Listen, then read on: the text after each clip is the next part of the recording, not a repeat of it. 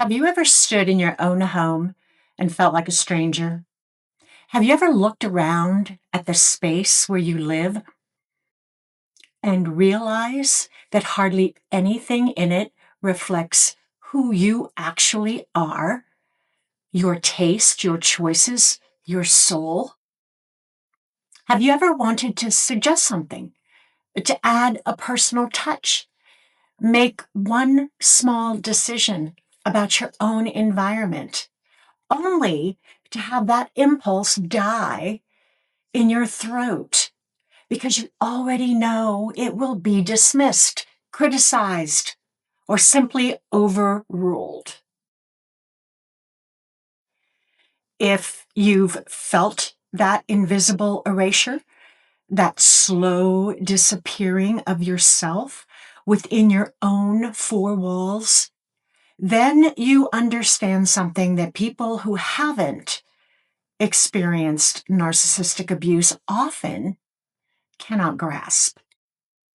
When someone controls your physical space, they're not just controlling where the furniture goes or what color the walls are going to get painted. They're systematically dismantling your right to exist as yourself. I describe this experience in my book, Let's Not Call This Love: Awakening and Healing from Narcissistic Abuse. Before I go any further, let me just introduce myself if you're new here. My name is Grace Channing. I am a survivor of narcissistic abuse, and I have a book coming out soon that details the story. If you've been here before, welcome back.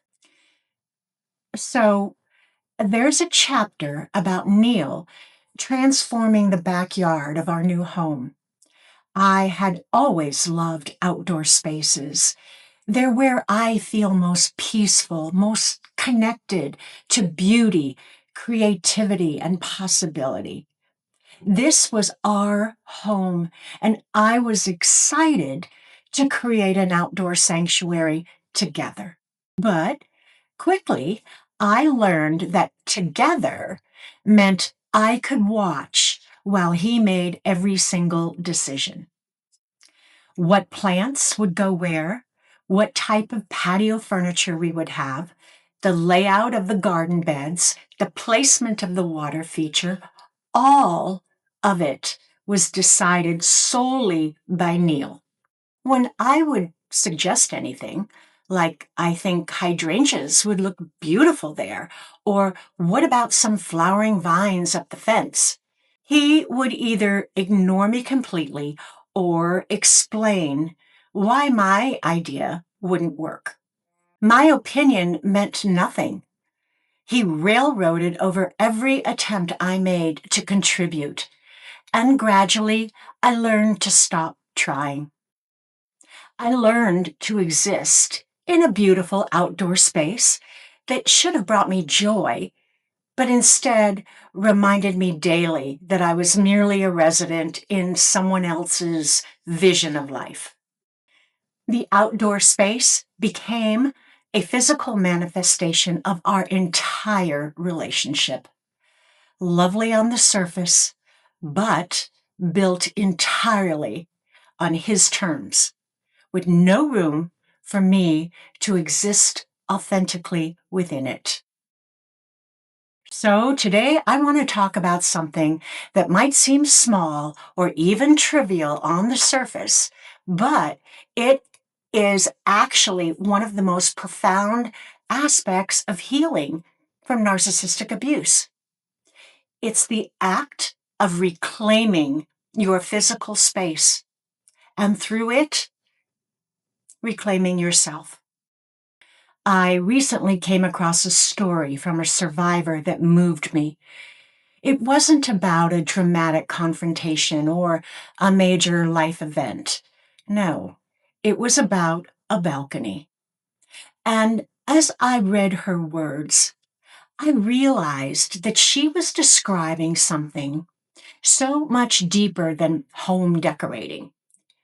She was describing the slow, deliberate process of remembering who you are when someone has spent years convincing you that you're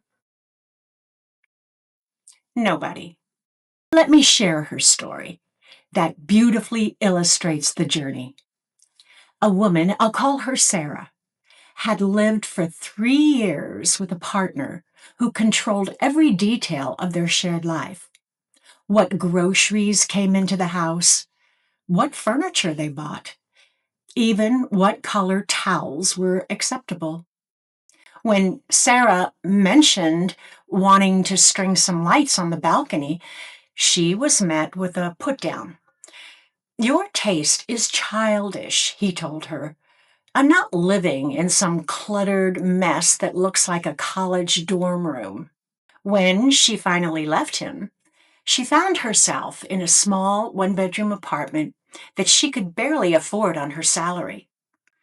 The living room had one large glass door that let in beautiful morning light and opened up onto a balcony. But for months, that window remained bare, and so did the balcony. She'd sit on the secondhand couch, eating meals from whatever takeout containers she could afford, trying to remember what it felt like to make choices just for herself. She was scrolling through her phone, not really looking at anything in particular, when she came across something on her phone. Somebody had shared their balcony decor. Something stirred in her, not jealousy, but a whisper of possibility. What if she could do that? What if she could create something beautiful just for herself? Well, she started small. She bought a few plants and she kept them alive. She watched them grow, and that simple act of nurturing something and seeing it thrive, it felt revolutionary. Each purchase felt like a tiny act of defiance. Then she hung sheer curtains that caught the morning light, transforming the bare glass door into something magical.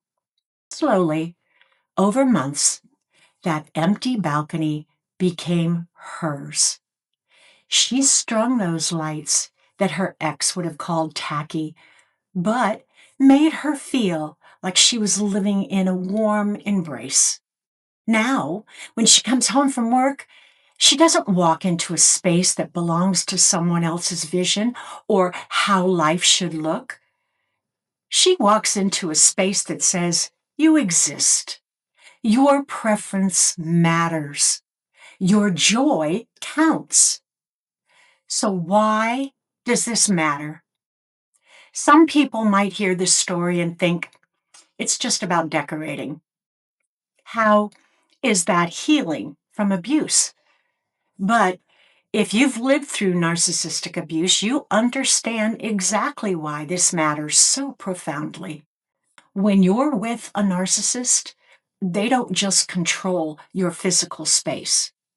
They colonize your mental and emotional space as well. They take up residence in your thoughts, your decisions, your sense of what's possible. Their voice becomes the loudest one in your head, drowning out your own preferences, your own instincts, your own knowing.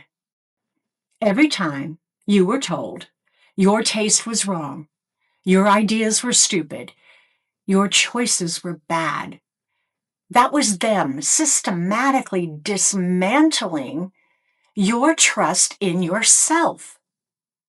They were teaching you that your internal compass couldn't be trusted, that you needed their guidance to navigate even the smallest decisions. So, when you leave and you find yourself in your own space, even if it's small, even if it's not perfect, and you choose something just because you like it, that's not decoration. That's deprogramming. That's revolutionary. I want to share something crucial. Healing from narcissistic abuse does not require grand gestures or dramatic transformations. It happens in small acts of rebellion. It's painting a wall the color you love, even though his voice in your head says it's too much. It's buying yourself flowers because you deserve beauty in your space. It's cooking a meal you enjoy, even if it's something he would have criticized. It's arranging your furniture for your comfort, not for how it looks to others. It's displaying photos of people you love, even if he tried to isolate you from them. Each of these small acts is you taking back your territory. You're reclaiming the right to exist as yourself, to have preferences, to trust your own judgment. Your physical space is a mirror of your internal healing. When I was with Neil, our home reflected his vision almost entirely. I had input, but somehow my ideas were always modified, adjusted, or dismissed until they aligned with what he wanted. I learned not to suggest things because the process of having my preferences dismantled was more painful than just living in a place that didn't feel like mine. Now, after we were separated, I chose to travel rather than to immediately settle in somewhere. And that was its own form of reclaiming space. I was refusing to be pinned down, refusing to create another nest that someone else might invade or control. For a while, I needed to be fluid. I needed to move through space without any attachment. Now, as I'm rebuilding, I'm learning to make choices purely based on what brings me peace and joy. And let me tell you, after years of second guessing every preference, that's harder than it sounds. There were times when I would be drawn to something and immediately hear Neil's voice criticizing it. Learning to choose it anyway, to honor my own desires, is an ongoing practice. Here's something else I want you to understand. There is no timeline for this healing, no deadline for when you should be over it, no schedule for when the triggers should stop or when you should feel like yourself again.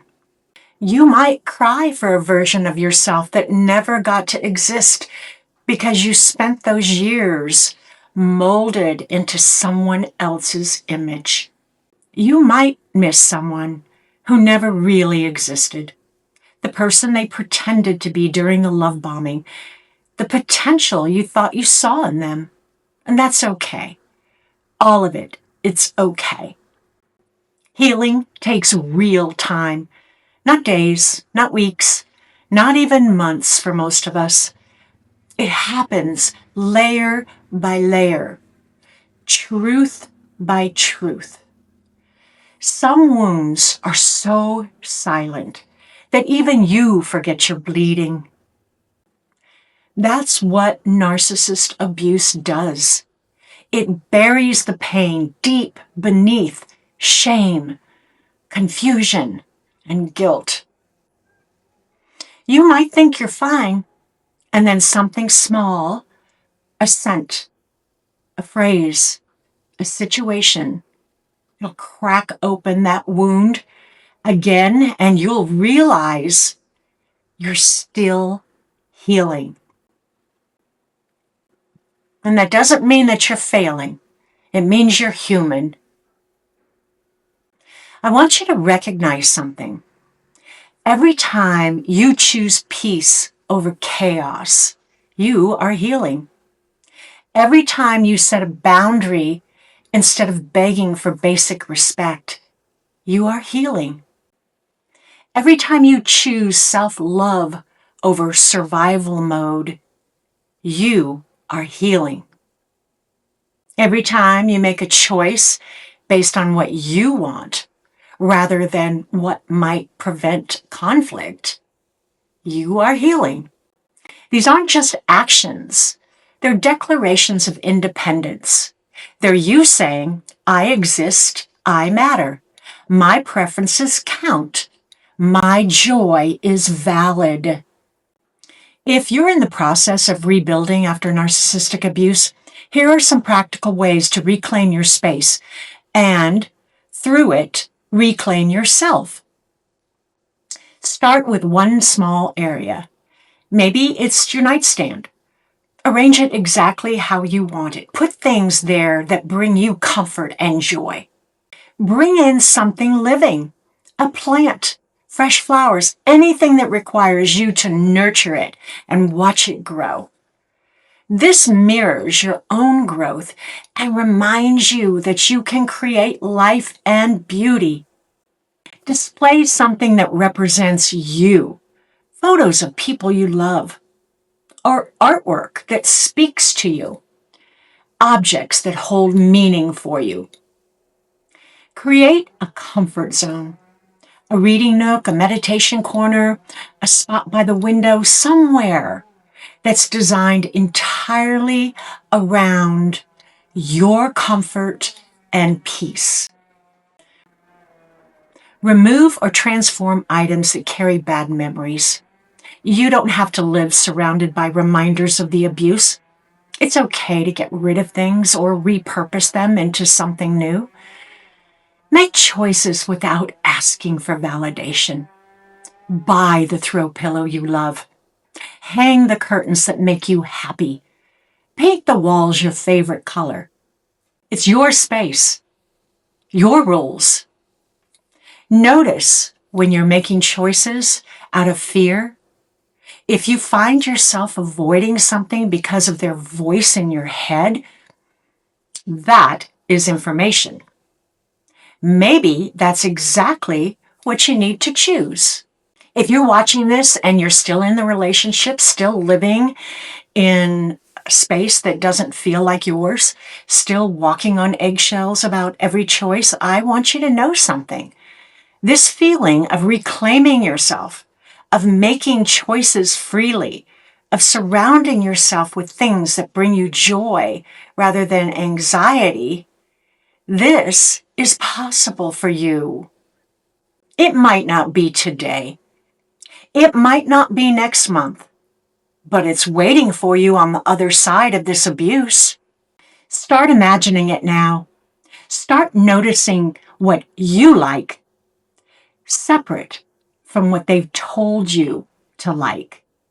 Start paying attention to the moments when something brings you genuine joy, even if you can't act on it just yet.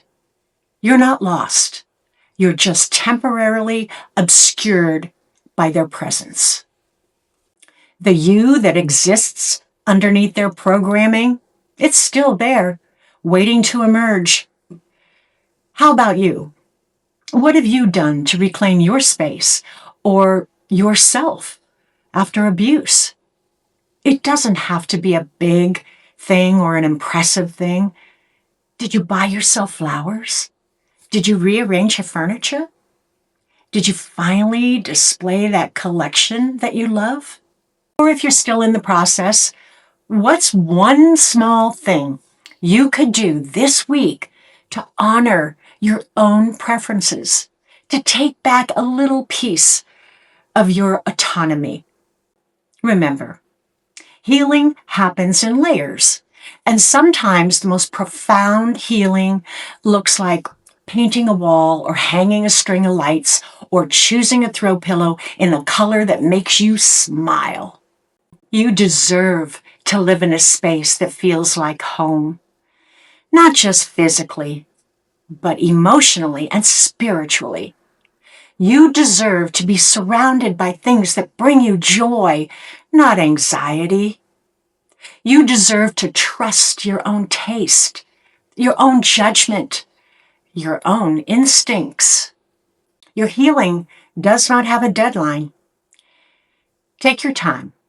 Be patient with yourself and know that every small choice you make to honor yourself is a victory. Thank you for being here. Your courage in rebuilding your life inspires me. And I hope this video has inspired you